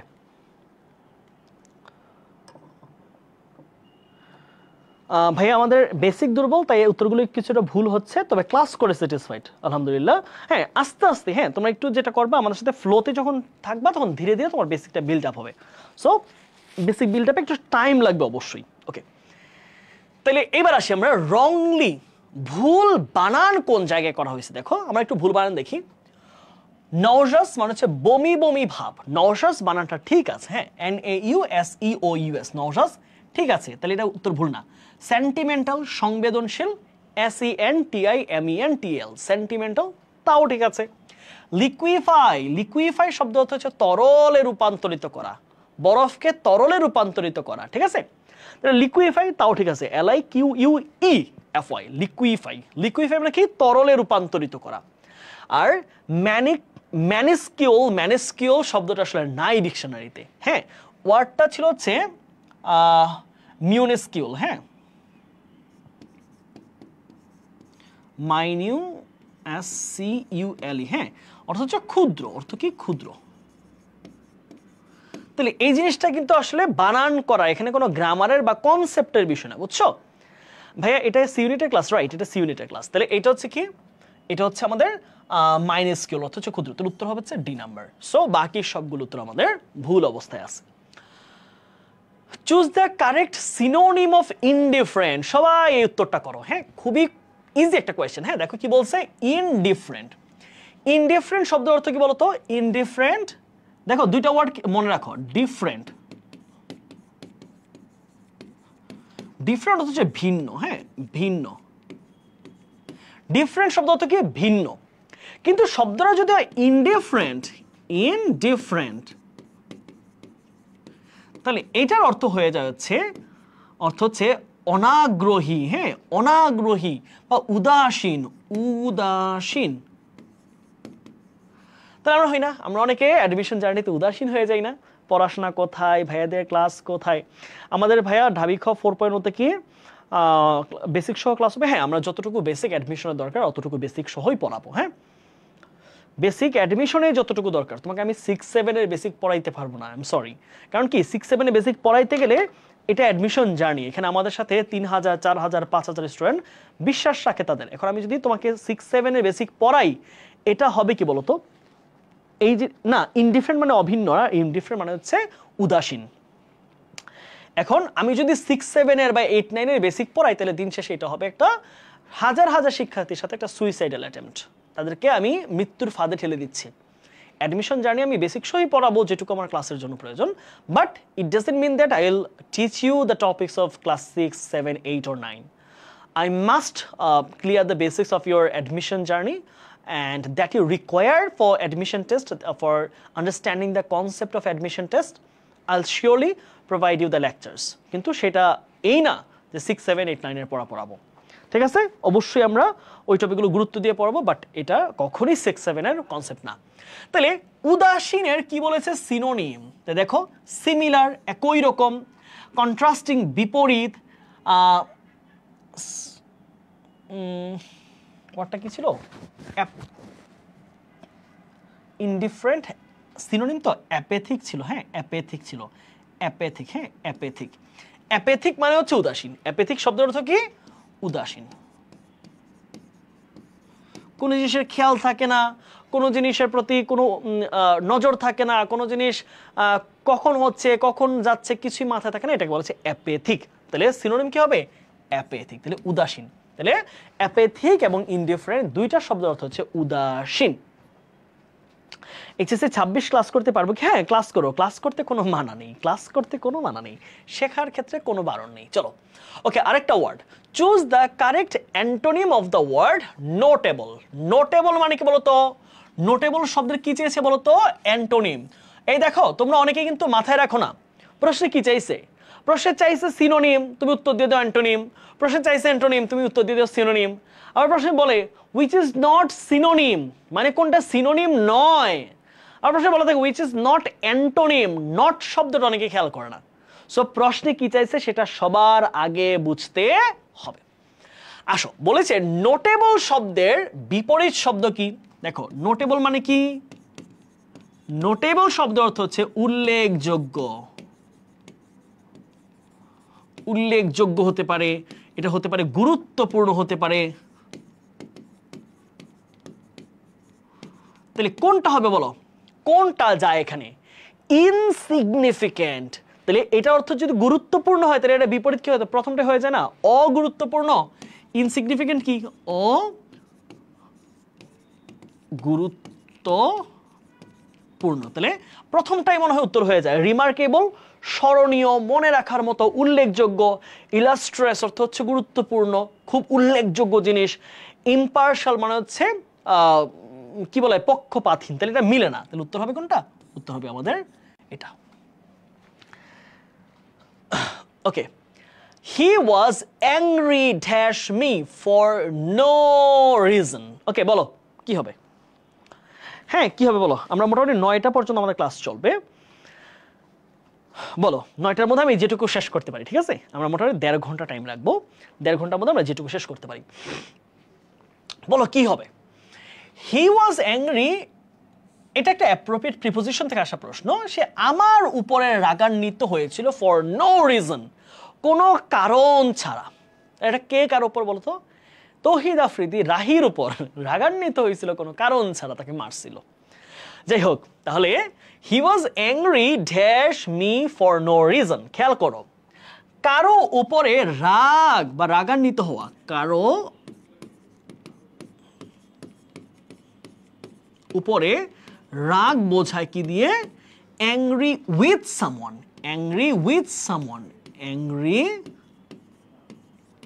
উইথ, কারো উপর রাগ বোঝায় কি দিয়ে? Angry with someone. I am angry with you, I am angry with my friend, I am angry with him, angry with her, angry with the, যে কোনো ব্যক্তি যদি হয় তাহলে অ্যাংরি উইথ হবে। তাহলে উত্তর কি হবে? Angry with. এটা অ্যাপ্রোপ্রিয়েট প্রিপোজিশন থেকে আসছে, কারো উপর রাগ বোঝাতে angry with. I am angry with you. তারপর আসি, I bumped dash one of my school friends at Shabak yesterday. গতকাল আমি শাহবাগে আমার এক বন্ধুর সাথে হঠাৎ করে দেখা হয়ে গেছে। হ্যাঁ, সুন্দর একটা গ্রুপ ভার্ব আছে। বলো তো কি গ্রুপ ভার্বটা? এটা গ্রুপ ভার্ব থেকে প্রশ্ন আসছে। প্রশ্ন হচ্ছে বাম্প, হ্যাঁ বাম্প ইনটু, হ্যাঁ এইটা একদম হুবহু ক্যামব্রিজ ডিকশনারি থেকে দিছে, হ্যাঁ, ক্যামব্রিজ থেকে। হ্যাঁ, এটা যে বছর পরীক্ষা আসছিল এই বছর আমি প্রশ্নগুলো মিলাইছিলাম। সো আমার কাছে বেশ ইন্টারেস্টিং লাগছে যে হুবহু এইরকম একটা প্রশ্ন শুধু শাহবাগ দেয় নাই, ক্যামব্রিজ তো শাহবাগ নাই, তো ক্যামব্রিজ ডিকশনারিতে এইরকম একটা সেন্টেন্স দিয়ে দিছে, হুবহু এইরকম একটা সেন্টেন্স দিছে, জাস্ট এটা এখানে দিয়ে দিছে। জাস্ট শাহবাগের জায়গা ওইখানে হয়তো কোনো একটা জায়গা ছিল, ওয়েস্টমিনিস্টার ছিল অথবা যে কোনো একটা জায়গার নাম ছিল। তো দেখো বাম্প ইনটু অর্থ হচ্ছে অপ্রত্যাশিতভাবে দেখা হয়ে যাওয়া, অপ্রত্যাশিত দেখা, অপ্রত্যাশিতভাবে দেখা হওয়া,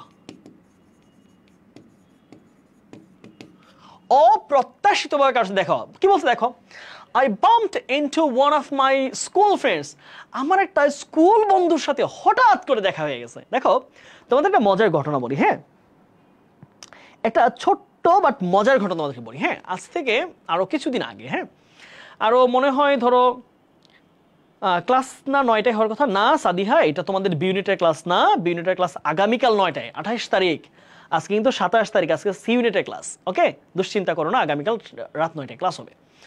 তো এখন আমি আমার যে আমি গ্রামে ঘুরতে গেছি, বুঝছো, মুন্সিগঞ্জে। তো ওইখানে আমার হঠাৎ করে আমি সিএনজিতে আছি, বুঝছো, মুন্সিগঞ্জ মানে হচ্ছে আমার জেলার দাউদকান্দির ওই পাশ, একদম এই পাশটা, হ্যাঁ, ব্রিজের এই পারে, সো গজারিয়া বলে এই এলাকাটা। তো আমি রিক্সা দিয়ে যাচ্ছিলাম, বুঝছো, এক জায়গায় বেড়াতে, সন্ধ্যার দিকে, বিকাল 5টা বেজে গেছে তখন, হ্যাঁ, মেঘ মেঘ আকাশে। হঠাৎ করে আমি সিএনজি থেকে দিকে এক দোকান থেকে একটা ছেলে দাঁড়ায় আছে, ছেলেটা আমার দিকে তাকায় আছে, আমি ওই ছেলের দিকে তাকায় আছি। হ্যাঁ, আমি চিন্তাছিলাম না ওর মাথায় চুল নাই, একটু মোটা মোটা, আবার আমি একটু মোটা হয়েছি। সো পরে আমার কলেজের ফ্রেন্ড তাহেরের সাথে দেখা।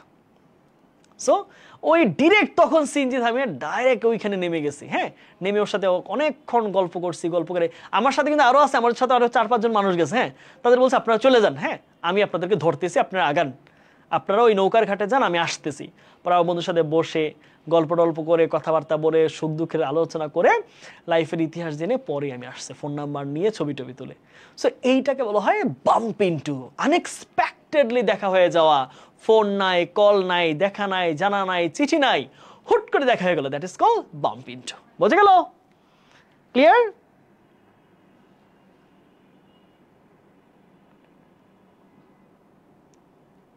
আমরা কি ক্লিয়ার? বন্ধুর সাথে দেখা হয়, এখানে সাথেটা ব্যাপার না যে কারোর সাথে I watched with my friend দিব, না না, এটা হচ্ছে I bumped into my friend, আমি আমার বন্ধুর সাথে হঠাৎ দেখা হয়েছে। তাই কি হবে? বাম্প ইনটু, ঠিক আছে, বাম্প ইনটু। ওকে, তারপরে আসো, তারপরে প্রশ্ন সবাই আসো, একটু দেখি কি বলেছে। ওকে, সুন্দর একটা question. The car broke down and we dash get a taxi. Okay, কি বলেছে দেখো প্রশ্নটা এইখানে, দেখ, খেয়াল করো, ব্রোক ডাউন, হ্যাঁ, ব্রোক ডাউন মানে কি, ভেঙে গিয়েছে, হ্যাঁ, পাস্ট টেন্সে আছে। তাহলে ব্রেক ডাউন হচ্ছে কি, ভেঙে যাওয়া, ব্রেক ডাউন, ভেঙে যাওয়া বা নষ্ট হওয়া, নষ্ট হওয়া, ঠিক আছে, নষ্ট হওয়া। আমাদের গাড়িটি নষ্ট হয়ে গেছে, কোন টেন্সে আছে?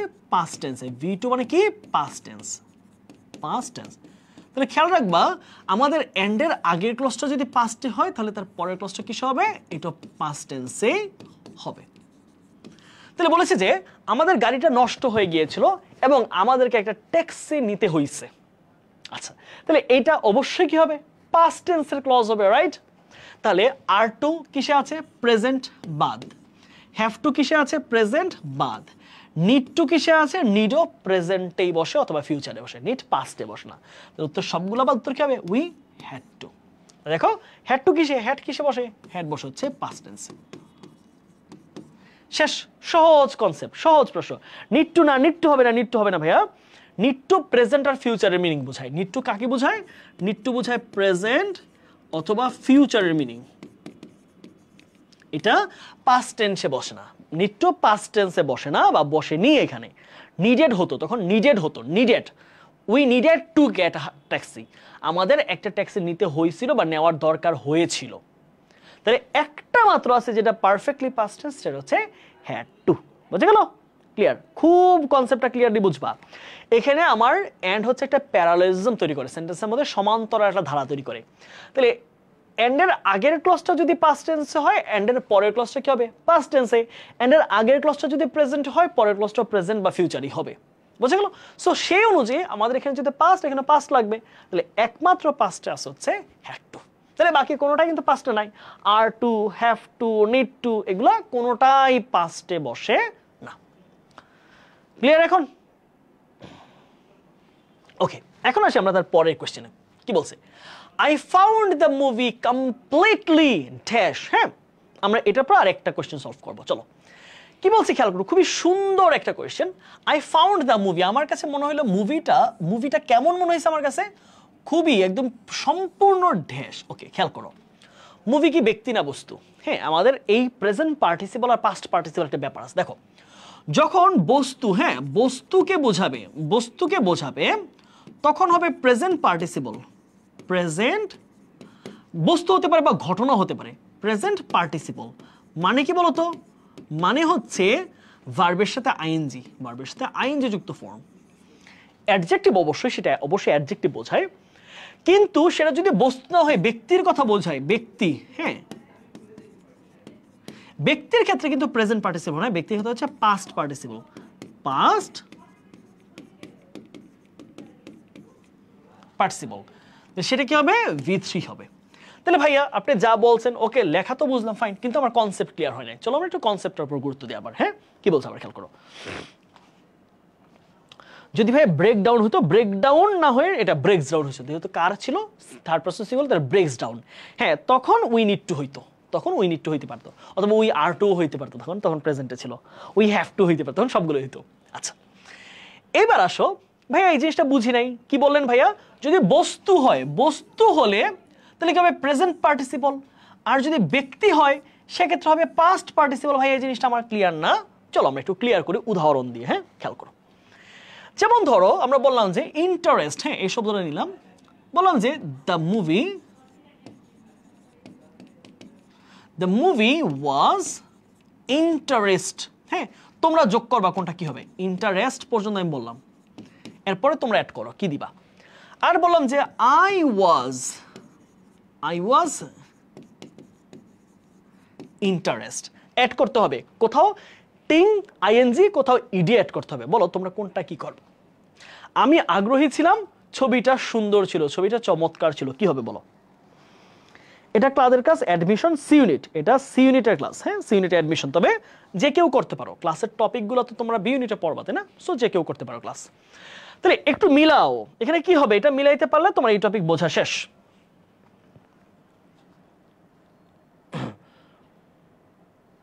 সবাই একটু মিলাও, এখানে কোনটাই কি হবে দেখো।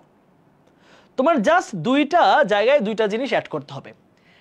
আইএনজি অ্যাড করবে এক জায়গায়, আর পাস্ট পার্টিসিপলের জন্য ইডি অ্যাড করবে এক জায়গায়। আচ্ছা, আমাদেরকে মরিয়ম লিখেছে 1 নাম্বার ইন্টারেস্টিং, তাহলে মরিয়ম 2 নাম্বারটাকে সেটাও তুমি একসাথে লিখে দাও। আমি সবার থেকে উত্তর চাচ্ছি, সবার থেকে উত্তর প্রত্যাশা করছি, সকলের থেকে।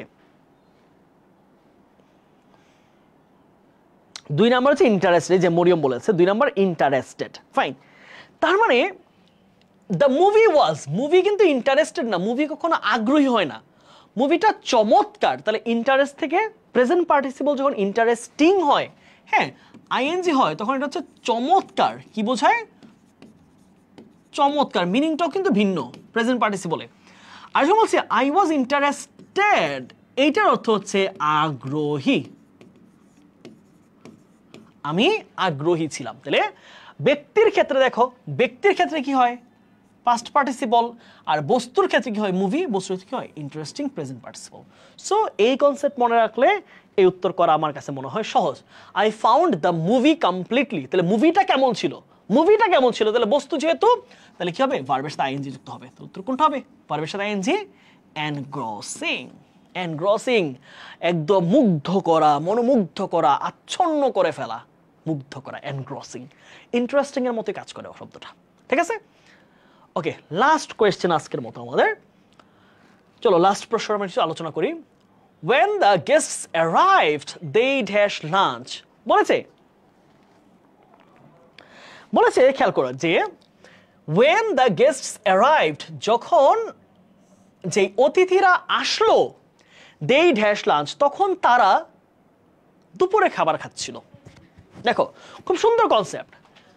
অতীতে যখন একটা কাজ চলমান থাকা অবস্থায় আরেকটা নতুন ঘটনা ঘটে। রাতিম কি অবস্থা, ভালো আছো?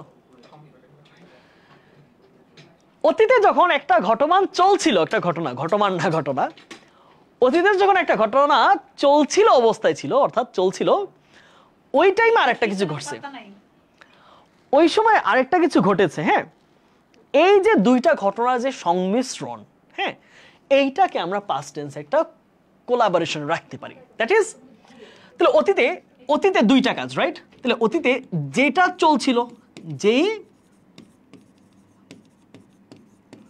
কাজটি চলছিল,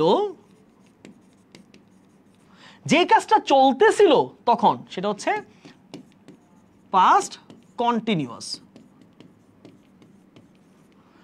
আর 2 নাম্বার হচ্ছে নতুন করে যে কাজটা ঘটছে, নতুন করে যেটি ঘটেছিল। হ্যাঁ, নতুন করে, এটা নোট করে রাখো, এটা অ্যাডমিশনে প্রায় পরীক্ষায় প্রশ্ন আসে। নতুন করে যেটি ঘটেছিল ওই চলমান অবস্থায়, এটা চলমান অবস্থায় যেটা হঠাৎ করে ঘটছে, যেটি ঘটেছিল, সেটা কি হবে বলতো? সেটা হবে হচ্ছে পাস্ট ইনডেফিনিট। Past indefinite. তাহলে কি দাঁড়াইলো? তাহলে আমি বললাম যে I called my mother when she was cooking. তাহলে আমার মার তো রান্না চলতেছিল, তাহলে ওই রান্না করা চলমান অবস্থায় আমি হঠাৎ করে ডাক দিলাম মাকে। ঠিক আছে? আবার হইতে পারে do not disturb him while he is sleeping. সে যখন ঘুমাইতেছে তখন তুমি তাকে ডিস্টার্ব করো না। তাহলে ঠিক সেম ভাবে তারা যখন লাঞ্চ করছিল, when the guests arrived, গেস্টরা যখন আসলো তখন তারা লাঞ্চ করতেছিল। তাহলে চলমান কোনটা? লাঞ্চ চলতেছিল। হঠাৎ করে ঘটলো কোনটা? অতিথির আগমন করছে। তাহলে এটা তো V2 ঠিক আছে। তো এটা কি হবে? এটা হবে ভার্বের আইএনজি। তাহলে উত্তর যেখানে আইএনজি আছে সেটা উত্তর। তাহলে দেখো ওয়ার, তাহলে কি হবে? Were having lunch. তারা যখন লাঞ্চ করছিল। ওকে, ক্লিয়ার সবার কনসেপ্ট? ওকে, আমরা মোটামুটি আজকে আমরা এটুকুই রাখবো, আজকে আর বাড়াবো না। আমার একটু পরেই আরেকটা ক্লাস আছে, না হলে ওইটা ক্লাসটা নিতে পারবো না। সো কিছু প্রশ্ন তোমাদের জন্য আমি দিয়ে দিলাম, তোমরা একটু এই প্রশ্নগুলো ভাববা। হ্যাঁ, আরও কিছু প্রশ্ন তোমাদের জন্য রেখে দিয়েছি। ওকে, বলো ক্লাস কেমন লেগেছে এবং ক্লাস করে তোমরা সন্তুষ্ট কিনা, তোমরা সেটা মতামত জানাতে পারো। ক্লাস করে কেমন লাগলো? আমরা এখানে কিন্তু অনেক বিশ্লেষণ করেছি, ক্লাসগুলো দেখলেই বুঝবা ক্লাসগুলো অনেক বিশ্লেষণধর্মী ক্লাস। হ্যাঁ, ক্লাসগুলো এমন না যে জাস্ট পড়াই দিলাম, প্রত্যেকটা পেজে দেখো এত চমৎকার আলোচনা করেছি। এই ক্লাস তুমি সত্যি কথা, তুমি যদি শুধু এরকম হও যে তুমি মুখস্থ স্লাইড দেখে দেখে কেউ পড়ায় এরকম ক্লাস করো, তাহলে তুমি নিজে ধরা খাবা। বুঝছো? নিজেরা ধরা খেয়ে যাবা যে স্লাইড দেখে পড়তেছে, তুমি খুব সন্তুষ্ট হয়ে গেলা, খুব মুগ্ধ হয়ে গেলা, আর এই উত্তর লেখা আছে ভাই বিশ্লেষণ করেছে না। তোমাকে প্রশ্ন বিশ্লেষণ এমনভাবে শিখতে হবে যে এক প্রশ্ন হয়তো হুবহু প্রশ্নটাই কমন পড়বে না, বাট এই কনসেপ্টটা তোমার পরীক্ষায় যেন আসে। এবং আমরা এমনভাবেই পড়াবো, এত অ্যানালাইসিস করেই পড়াবো, ঠিক ওই প্রশ্নটা, ওই কনসেপ্টটা তোমার পরীক্ষায় আসবে এবং তুমি এটা উত্তর করতে পারবা। মাস্ট এটা বলছি আমরা মিশন FBS আমরা এতটুকুই জোর দিয়ে কথা বলতেছি যে আমাদের এবছর প্রোগ্রাম হবে রিভলিউশনারি। অনলাইনে ইউনিট নিয়ে এতদিন যাবত যে একটা ডিলেমা ছিল, যে এক ধরনের দ্বিধাদ্বন্দ্ব ছিল যে অনলাইনে অনেকে ভর্তি করানোর পরে সার্ভিস ঠিকঠাক নাই, but we must ensure the quality. আমরা এমনভাবেই পড়াবো যে তুমি যেন পরীক্ষার হলে গিয়া তোমার মনে পড়ে, এই এটা বুলবুল ভাই পড়াইছে, এই জিনিসটা তো পড়াইছে, আমি কমন পাইছি। এইটা মানিক ভাই পড়াইছে, এই কনসেপ্টটা তো পড়াইছে, এই প্রশ্ন আমি পারলাম। এটা তারেক ভাই পড়াইছে, এই কনসেপ্টটা আমার পরীক্ষায় আসছে। So we will just guarantee you that you will get the questions common in your exam hall.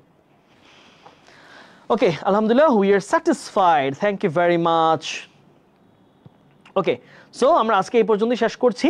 তোমরা অবশ্যই তোমাদের যেহেতু দ্রুতই আমাদের মিশন FBS ওরিয়েন্টেশন ক্লাস হয়ে যাবে এবং তারপর আমাদের ক্লাস শুরু হয়ে যাবে, মূল পর্বের ক্লাস।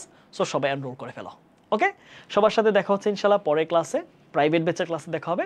সবাই ভালো থাকো, সুস্থ থাকো, আমার জন্য দোয়া করো, তোমাদের সকলের জন্য অনেক অনেক দোয়া রইল। আসসালামু আলাইকুম।